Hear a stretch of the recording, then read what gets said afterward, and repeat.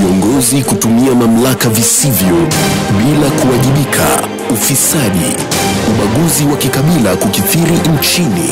Hii ni Kenya Leo, kipindi kinachoweka peupe utendakazi wa viongozi wetu na kuuliza maswali magumu bila uoga wala kupendelea kuhusu uongozi tunaotaka, uongozi bora. Kenya Leo. Naam, kipindi ni Kenya Leo, kipindi kipya kinachoangazia masuala ya uongozi bora na siasa. Hapa hakuna upendeleo wa uoga wa kuongea. Hapa ni siasa tu. Lengo letu likiwa ni kuangazia masuala yanayomhusu Mkenya wa kawaida. Mara nyingi tumesema hapa katika Kenya Leo kuwa nchini Kenya tuna serikali na tuna upinzani. Serikali iliyoko hivi sasa ni ile ya Jubilee. Na kama wanahabari ni jukumu letu kutetea maslahi ya mwananchi dhidi ya sera ya utendakazi wa serikali iliyoko, pamoja na hatua zozote zinazochukuliwa na viongozi serikalini na hata wale wa upinzani. Mimi ni Tom Japani na katika studio tunaye Senator wa Homa Bay, Moses Otieno Kajwang wa chama cha ODM ama mrengo wa upinzani wa NASA, na kama sijakosea angependa tena kurudi kama senator wa eneo hilo katika uchaguzi ujao. Karibu sana Senator. Asante sana TJ. Naam, na pia tunaye wakili Bobby Mkangi ambaye alikuwa mmoja wa wataalamu katika kamati ya wataalamu walioiandika katiba mpya ya mwaka wa 2010. Ni wakili mtajika, mtetezi wa haki za binadamu hasa watoto. Karibu sana. Asante sana katika studio zetu. Asante. Na tunamtaraji pia kuja mbunge wa eneo bunge la Kikuyu Kimani Ichung'wah ambaye kidogo kachelewa lakini yuko njiani anakuja na atakuwa nasi wakati wowote ule.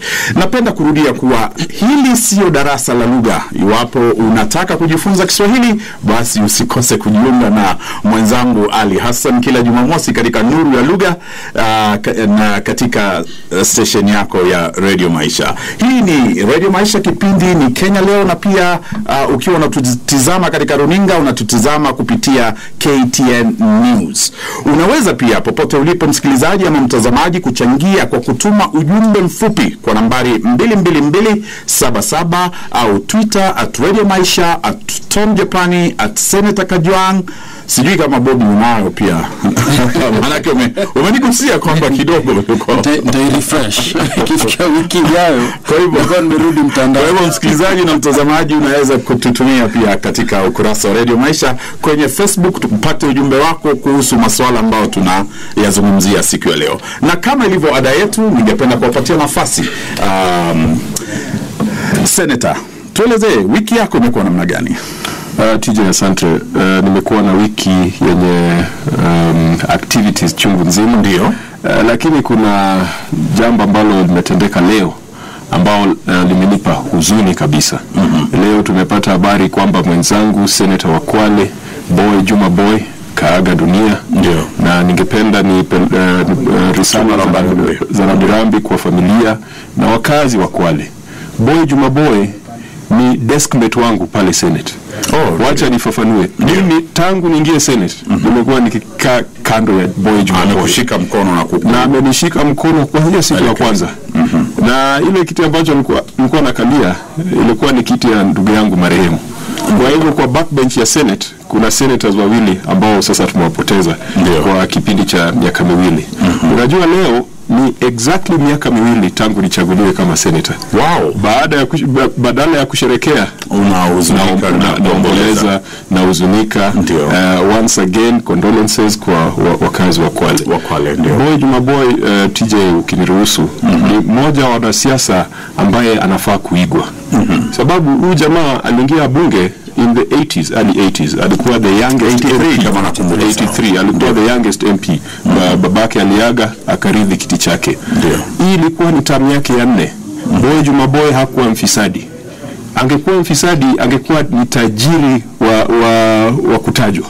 Lakini nakumbuka alipoteza kiti chake cha ubunge alienda akakuwa mvuvi. Alirudi mashinani kuishi na watu wake. Hakupotelea Nairobi kutafuta tenders na kandarasi jinsi wanasiasa wengi ufanya. Alikuwa ni jamaa wa kuaminika, alikuwa ni jamaa ambaye ungemtegemea ukienda vitani kule eneo la Coast. Unajua kuna kaunti ya Kilifi, kuna kaunti ya Mombasa, kaunti ya Kwale, na pia kuna Taita Taveta na zile zingine. Ndio. Ukienda Kilifi utasikia Kingi akitajwa kama kigogo wa siasa Kilifi. Ukija Mombasa utasikia Joho akitajwa.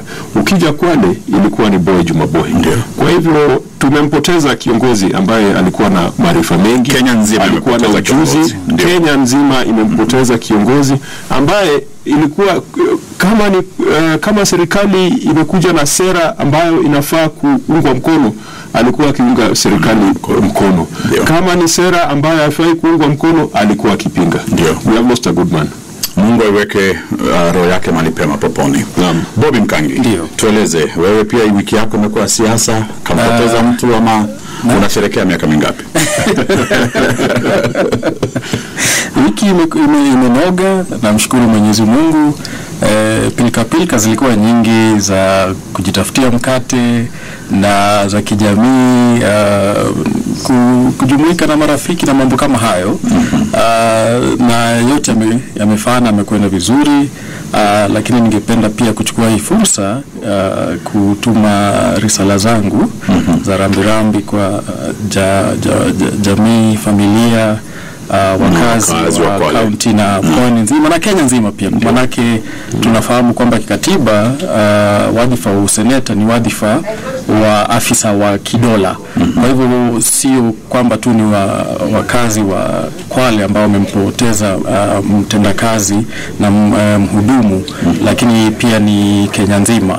Na nadhani mwenzangu Senator Kajwang ametoa wasifu mzuri kumhusu marehemu, lakini tutamwachia Maulana ndiye anayetoa, ndiye anayetoa. Kwa hivyo ni kuwaombea jamii na familia na wote wa karibu kwamba Mwenyezi Mungu aweze kuwarehemu. Ndio. Asanteni sana. Na hata hapa kutoka Kenya leo tunaitakia familia yake wakati huu ambao wanapitia majonzi, kwamba tuko nao pamoja, tuko mbele pamoja kutoka Radio Maisha na KTN News. Na hii leo tunaangazia masuala matatu. Kwa haraka tungependa kuangazia swala la vita dhidi ya mihadarati, ambapo tumemwona rais akijitokezea kwa uwazi, naibu wake pia akitokezea kwa nguvu kupiga vita mihadarati. Lakini swali letu kuu katika kipindi cha leo ni je, siasa imeingizwa katika vita hivi? Na swala lingine tungependa kuangazia wabunge ambao walikuwa wanajaribu kushinikiza kujilimbikizia fidia zaidi ya ile ambao wanafaa kupata. Ukipata kwamba wabunge wanapata mishahara karibu mara 100 ya Mkenya wa kawaida, lakini bado wanataka kwamba wakitoka, kwa sababu awamu yao wanasema walianza mwaka wa 2013, kwa hivyo inafaa kuisha Machi 2018.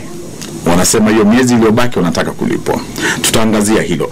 Kwanza zaidi ningependa kuanza kwa kuangazia madai ambayo yamerudiwa hivi leo na kiongozi wa wengi bungeni Aden Duale.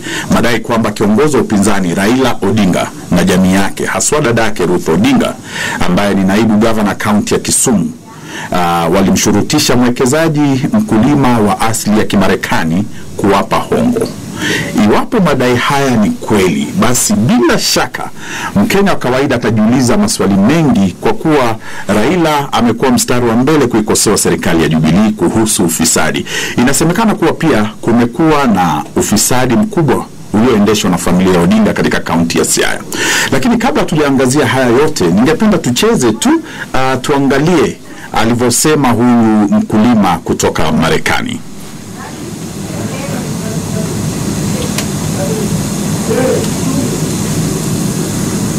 Every time I met Raila, the pressures came on me over and over to give him large contributions. I explained to him in detail what the Foreign Corrupt Practices Act of the United States is. Please study it. He said, people give me money from Canada, they give me from Europe. You have to do it. I said, no sir, I can't. I'm an American. I abide by the law. American Corrupt Practices Act, if I did it, it would cost me a $2 million fine, and 10 years in prison. You understand what that is? Now, what would that do for the farm? What would that do for anybody? He said, I don't care. No one will find out. The truth of the matter is, everybody finds out everything. Naam, huyo ni mwekezaji kutoka kampuni inayoitwa Dominion Farms kule Siaya. Ningependa kuanza na wewe Senator Kajwang. Madai yametolewa. Wakenya wengi wanasema mbona vyombo vya habari vimezimia habari hizi, hawazungumzii mambo haya. Raila amepatikana na ufisadi. Huyu hapa shahidi amejitokeza kwamba aliitisha Lungula anataka pesa na akaambiwa kwamba haiwezekani. Unajua TJ, wa Kenya sana sana kiongozi walio wengi bungeni ni mtu wa maajabu. Si haijapita mwaka kabla tangu Bi Waiguru kumtaja yeye na naibu kiongozi wa walio wengi katika jumba la Seneti, Aden Duale na Murkomen, kuhusiana na hii kashfa ya NYS. Na Waiguru alisema vizuri openly in broad daylight kwamba Duale na Murkomen walijaribu kumwekea pressure ili watu fulani walipwe kwa njia ambayo isiyo halali. Sasa unasikia the same Duale ndiye anampigia debe huyu mwekezaji wa Dominion. Unajua, kama kungekuwa na jambo ambalo linafaa kuangaziwa ama kuchunguzwa kwa njia ya kisawasawa, huyu mwekezaji kwa vile ametaja Foreign Practice Corruption Act ya Amerikani, angefuata sheria, angeenda to the relevant bodies, angeenda kwa EACC na afanye ripoti kwa EACC. Lakini jamaa akienda kufanya press conference, alafu baada ya press conference unapata chorus imechukuliwa na Aden Duale, unaanza kuhisi kwamba kuna siasa ndani ya hilo jambo. Na hatuwezi sahau, kabla tuende kwa uchaguzi uliopita, kuna jamaa anaitwa Miguna ambaye alikuwa mwandani wa kinara wa CORD Raila Odinga. Ndio. Yeye almost at the same time akachapisha kitabu inaitwa Pinning the Mask. Na baada ya kuchapisha kitabu, ni wale wapinzani wa Raila Odinga ni walianza kuzunguka Kenya nzima wakisema Raila Odinga ni mbaya. Miguna amesema. Mimi naona hizi ni hatua za kisiasa za kujaribu kuonyesha kwamba hata ingawa Jubilee ni serikali ambayo msingi wake ni ufisadi, hata pale NASA kuna watu wengine ambao pengine inahisiwa kuwa ni wafisadi. Kwa hivyo nachosema haifai hata kuchunguzwa na vyombo. Huyo mwekezaji inafaa aende andikishe ripoti kwa EACC ama kwa polisi. Ndio. Ili ichunguzwe, na ikichunguzwa ikipatikana ni kweli, hata mimi sitamtetea yoyote ambaye atapatikana na ufisadi. Sababu yeye mwenyewe anasema hayo mambo hangeyafanya sababu sheria ya Kiamerikani inamzuia kufanya. Mbona asifuate sheria ya Kenya jinsi anavyosisitiza tufuate sheria ya Amerikani? Afuate sheria ya Kenya, jambo liende kwa EACC. Anaenda kwa press conference, next thing amempa Aden Duale a copy of that press statement. Usual politics. Na hiyo ndiyo shida tunayo Kenya. Kupambana na ufisadi, kupambana na mihadarati, kupambana na shida zilizotukumba katika sekta ya health, ya matibabu.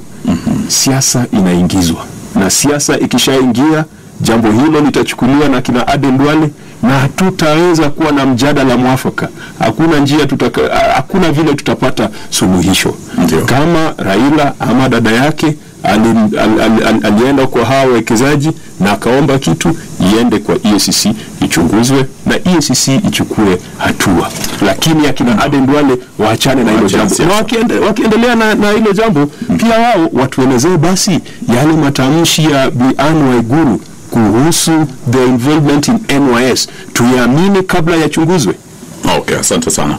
Vyema kabisa. Wakili Bobby, una mtazamo gani kuhusu swala hili? Kwa sababu tunaona kwamba hawa ni viongozi ambao wako serikalini, wana vyombo vyote vya dola vya kuweza kukamata, kufanya uchunguzi na hata kuwashtaki katika mahakama, lakini tunaona kwamba wanaita wanahabari na kuzungumzia masuala haya na kuyafanya masuala ya siasa badala ya kufata sheria inavyosema kwamba mtu akiitisha Lungula basi sheria itamchukulia mkondo fulani.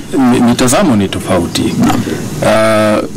Ukiangalia katika dhana ya kisiasa, siwezi kuwakosoa kina Aden Duale na wenzake ama upande wa serikali kwa ile hatua ameichukua, kwamba kuna mtu ambaye amejitokeza na ana madai kumhusu kinara wa upinzani, kinara ambaye amekuwa mstari wa mbele kupingana na kupambana na ufisadi katika taifa hili, na haswa ufisadi ambao unalenga serikali.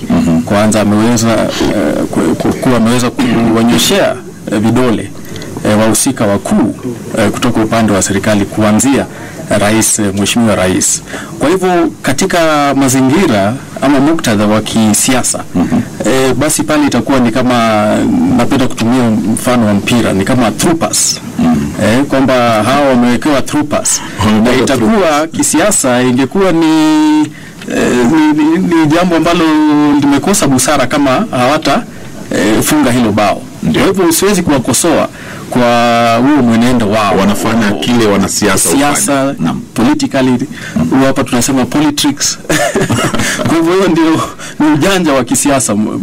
Lakini pia tukiangalia upande wa kisheria, na muunga mkono Senator Kajwang' kwamba kuna utaratibu, kunazo sheria, kunazo taasisi ambazo Wakenya wamezibuni, wamezitunga na wameandika sheria za kuweza kupambana na ufisadi.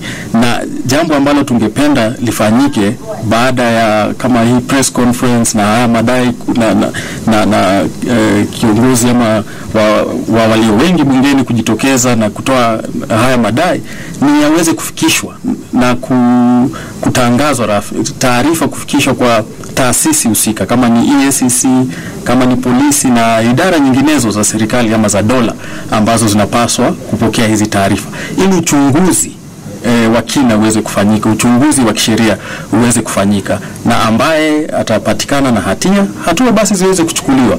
Lakini katika, kama nikirejelea hilo swala la haswa, sasa tunaelekea katika uchaguzi mkuu, lolote ambalo pande zote mbili ama wahusika wote, wagombea wote watakuwa, ukipata leo, ukisikia leo kwamba mwenzako unatumia. Kwa hivyo siwezi kuwakosoa, lakini sasa tunatarajia kuanzia kesho tuweze kusikia kwamba hizi taarifa zimewasilishwa rasmi kwa vyombo husika.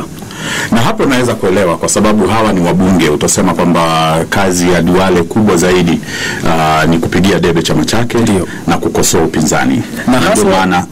Na hasa tukikumbuka kwamba kama Senator alivyosema pia, hili swala la kupambana na ufisadi limefanywa ni swala la mdahalo wa kisiasa. Na hata vipindi vya hapo awali tuweza kuligusia hili swala, na tukasema kwamba baadaye, kwa maoni yangu, tutakuwa hataweza kupata suluhu, manake sasa madai yamekuwa yanatumika kama swala la kisiasa.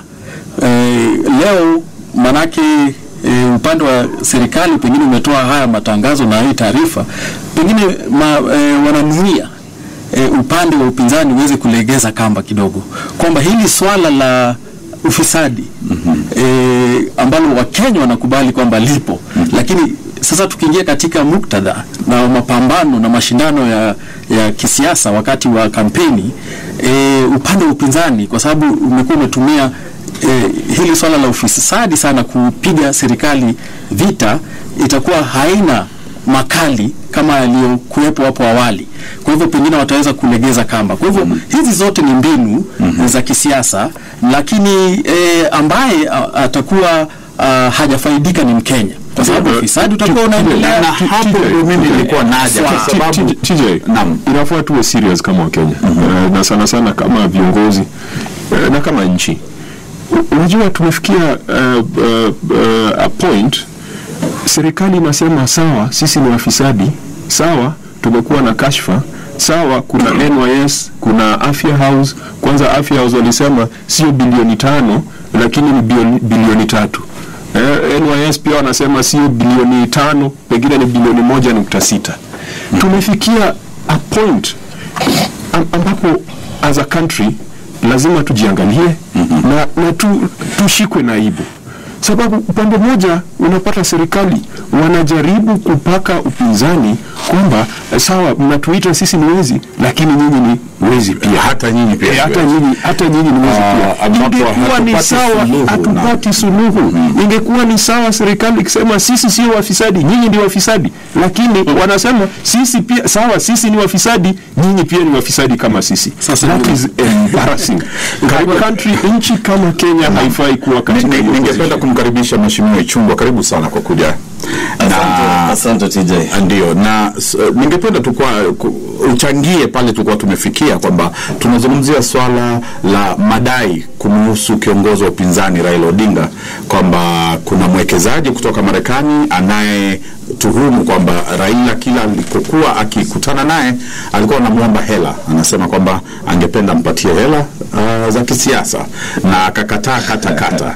Na kiongozi wa wengi bungeni Aden Duale amerudia hayo hii leo. Swali hapa tunauliza katika Kenya leo kwamba Duale yuko katika Jubilee. Serikali ina dola zote, ina yani TJ wacha maswali mengi.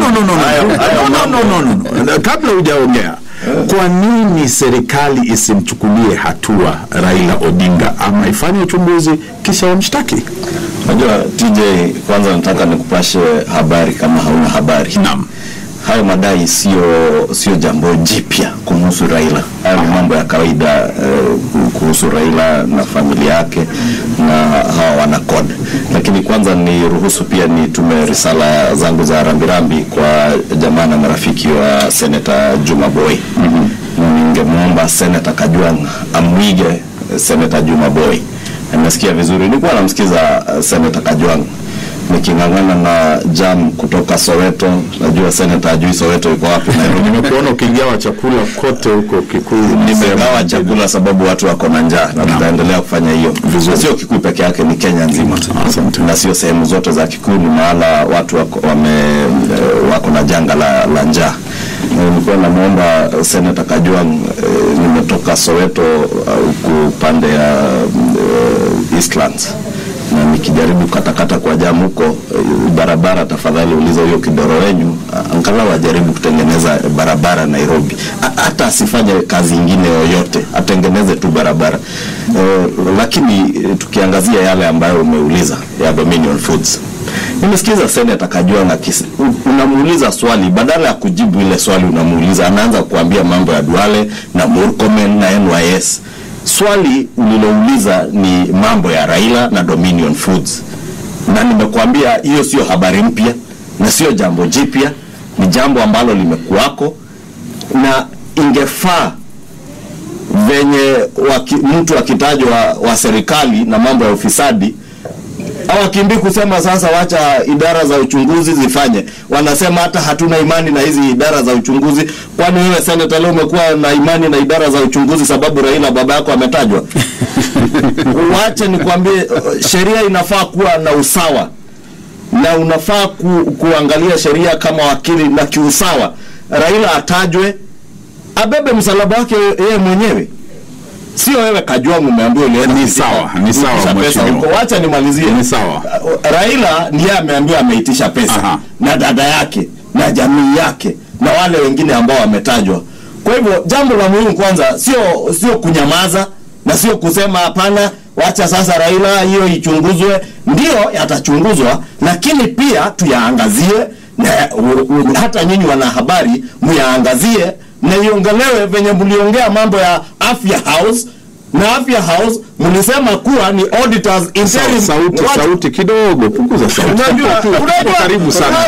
Lazima kwa uwanja wa mpira. Lazima nakuwa na kadhabu sababu naona tukiangazia mambo ya Afya House, hiyo yanakuwa ni headlines kila siku kwa radio, kwa magazeti, kwa runinga. Lakini ikija ni yale ya Raila, yani ni kama Raila ndiye Mungu. Isipokuwa kuna wale ambao wanamwabudu, wale ulisikia wakimuomba na kumwabudu. Lakini sisi ambao hatumwabudu, sisi ambao tunataka ukweli wa mambo, yawe ni ya NYS, tunasema idara za uchunguzi zichunguze, na kama iko mtu atapatikana na hatia, iwe ni Junet Mohamed, iwe ni Aden Duale, iwe ni Murkomen, iwe ni Waiguru, wote wafuate utaratibu wa kisheria na wafungwe. Hata ikija ni Dominion Foods, iwe ni Raila sio Mungu, ni mtu, ni binadamu kama sisi wengine. Na kama iko mambo ya ufisadi, pia idara za uchunguzi zichunguze na ashtakiwe. Na ulivyosema kuhusu vyombo vya habari, hata hiki ni chombo cha habari. Ndio maana tuko hapa. Na ndio maana tunazungumzia wazi. Nyinyi mmefanya vizuri. Na ndio maana tunaiweka kwa runinga na kwa redio. Sasa sisi ni vyombo gani vya habari? TJ nipongeze Radio Maisha na nipongeze KTN News. Sababu for once Kenya hii tumeona mkiangazia mambo ya ufisadi, mkipigania wa Kenya kwa pande zote bila mapendeleo. Na hiyo ndio tungefaa kufanya. Nilikuwa nasema senator, usiwe mnafiki wa kisiasa kama wengine. Tafadhali, kama mtu ametajwa na mambo ya ufisadi na mambo ambayo unajua ni uchungu, senator, ile Dominion Foods imekuja kusaidia mambo kama haya ya janga la njaa. Watu wanaumia Kenya nzima juu ya njaa. Mwekezaji ambaye ametoka Marekani kuja kuwekeza huko Nyanza asaidie nchi kwa mambo ya njaa, hiyo ni foreign direct investment, isaidie uchumi kukua. Ni jambo ambalo wewe kama senator lingekuudhi na useme, na nataka kusikia ukisema hapa, mwambie Raila hata yeye kesho aende aseme wazi kama amehusika na yale. Huyo Ruth Odinga aende aseme wazi. Sinilisikia wakisema dada ya Uhuru akitajwa mahali wanakimbia, sijui alienda Yakawa, Duale akitajwa alienda Yakawa, Murkomen akitajwa. Kwa nini sasa? Unaona uchungu. Sawa, mheshimiwa, tunatusikia. Mwizi ni mwizi, awe ni koda ni Jubilee. Asante mheshimiwa. Unajua kuna sauti na matamshi ya rallies na sauti na matamshi ya redio na television. Labda kabla endelea, labda nimuulize mheshimiwa unatoka kwa rally fulani, labda acha nikwambie, unajua traffic jam pia. Jambo la muhimu kanisani PCA Social Church. Thank you. Sawa. Hiyo ni na nimekuombea. Nafikiri nikaombea Kenya. Na nikaombea wa Kenya watu wa kuangalia nafikiri ni Holy Spirit, si Holy Spirit nyingine. TJ, sisi tulipozungumzia jambo la NYS ilikuwa ni baada ya kupata ripoti za Auditor General. Jambo la Afya House ilikuwa ni baada ya kupata ripoti ya interim audit. Hakuna kitu kama interim audit. An audit is an audit. Jambo la Eurobond ilikuwa ilifuatia ripoti ya Controller of Budget na Auditor General mwenyewe.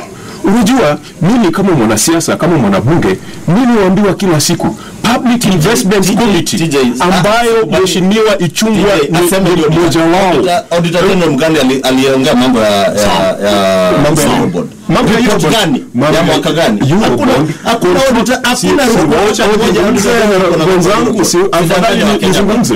Controller of Budget na Auditor General alisema zile senti ambazo Kenya ilikopa from international markets hawakupata ushahidi kwamba senti hizo zilipokelewa kwa akaunti za Jamhuri ya Kenya. That is a fact, and that is in the Auditor General's report, in the Control of Budget's report. Baada ya hapo Duale akaanza kusema Control of Budget anaitwa Agnes Odhiambo, Auditor General anaitwa Uruko, akasema those two must go.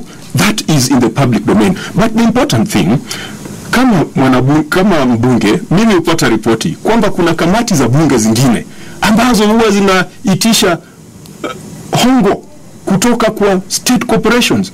Na kamati ya kwanza kubwa kabisa ni the Public Investments Committee, ambapo Kimani Ichung'wah ni naibu mwenyekiti. Lakini siwezi zungumzia hayo maneno tangu taasisi ambazo zimeundwa ziangazie, zifanye uchunguzi, zifanye kazi yao. Ndio maana I would like to advise Ichung'wah, you can let, it is easy to tell the Dominion farmer to go to the EACC. Let EACC investigate. Na hapo sasa watu watazungumzia naenda mapumzikoni, kisha turudi, kisha tuangazie yale mambo hapo sahihi, tuangazie swala zima la EACC kwanza, vita dhidi ya mihadarati ambayo pia inasemekana kwamba imefanywa vita kwa